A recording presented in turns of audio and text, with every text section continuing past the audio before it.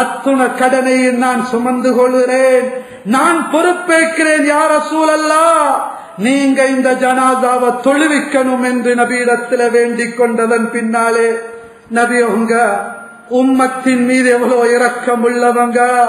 சிராத்தல் முஸ்தகீம் பாலத்தை இந்த உம்மத்தில் ஒவ்வொருத்தரும் கடக்கும் போதோ நபி அவங்க அங்கே இருந்து கொண்டு அல்லாஹும்ம ஸல்லிம், ஏண்ட உம்மத்தில் ஒரு மனிதன் இதோ யா அல்லாஹ் இந்த பயங்கரமான பாலத்தை கடக்க வந்து கொண்டிருக்கிறார், இவனை நீ கடத்தி விடு என்று சொல்லக்கூடியவங்க.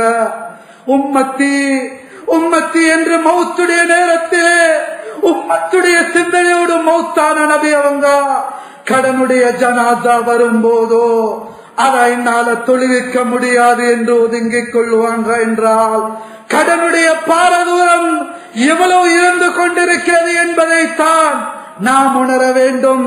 அன்புக்குரிய சகோதரர்களே, நபி நாயகம் ஸல்லல்லாஹு அலைஹி வஸல்லம் அவர்கள் சஹாபாக்களோடு மஸ்ஜிது நபவியுடைய முற்றவெளியிலே இருந்து கொண்டிருக்கிறார்கள். இப்பொழுது ஒரு நாள் ஜனாசாக்கள் வந்து போய் கொண்டிருந்தது. திடீரென்று நபி அவங்க வானத்தின் பக்கமாக தன்னுடைய பார்வையை உயர்த்தினாங்க. பிறகு பூமியின் பக்கமாக பார்வையை தாழ்த்தினாங்க.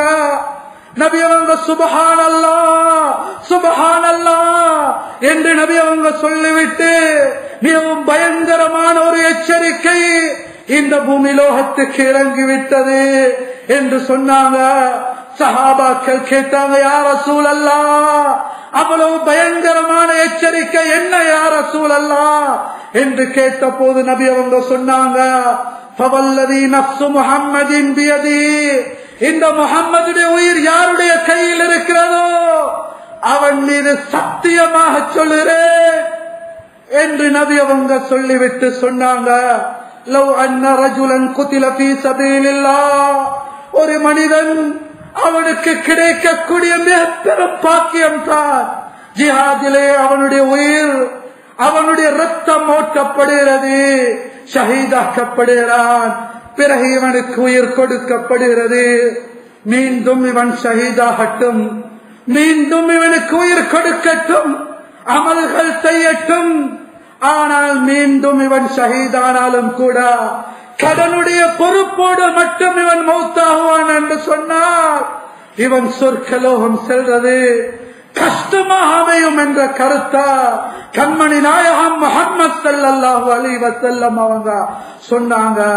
அப்படி செல்லக்கூடிய சந்தர்ப்பம் ஏற்பட்டாலும் கூட இவன் சொர்க்கத்துடைய இன்பங்கள் அடைய முடியாமல் இவன் தடுக்கப்படுவான், அங்கே போய் கை சேதப்படுவான், கவலை அடைவான் என்ற கருத்தை சொன்னாங்க. எனவே அன்பார்ந்த சகோதரர்களே, கடனுடைய பொறுப்பு என்று சொல்லும் போதோ, கொடுக்கல் வாங்கல் செய்யும் போதோ, கடனுடைய வியாபாரம் இல்லாமல் அதை செய்ய முடியாது. ஒரு முஸ்லிம் அதை நிறைவேற்ற வேண்டும் என்ற எண்ணத்தில் இருக்க வேண்டும்.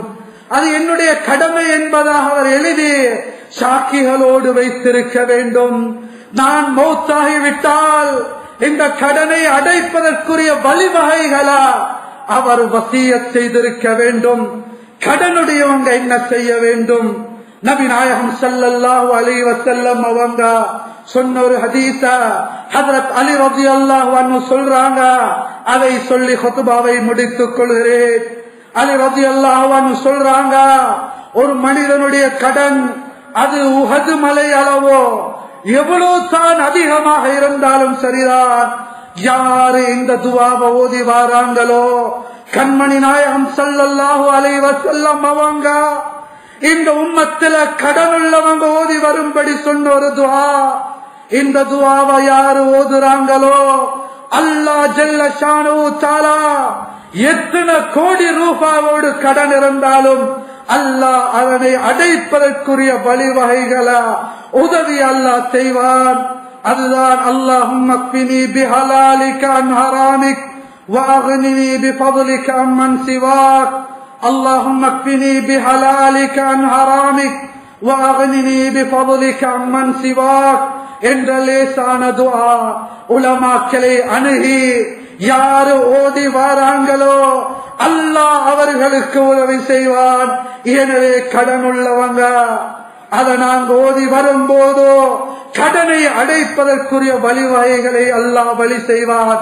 ஒரு சஹாபி வந்து சொன்னாங்க, அலியே ரலியல்லாஹு அன்ஹு அவங்க, இந்த துஆவை நான் ஓதி வந்தேன், ஏண்ட கடனை அல்லாஹ் உண்மையான முறையில நான் நியத்தோடு ஓதி வந்தேன், அல்லாஹ் அடைத்து விட்டான், எனக்கு நல்ல செல்வ செழிப்பா அல்லாஹ் தந்து விட்டான் என்று சொன்னாங்க. எனவே உறுதியாக நபிவர்கள் சொன்ன புத்திமதிகளா எடுத்து வாழ்வதற்குரிய வாய்ப்புகளை எல்லாம் வல்ல அல்லாஹ் ஜல்ல ஷானுஹு தஆலா நம்ம அத்துணை பேருக்கும் தந்தருள்வானாக.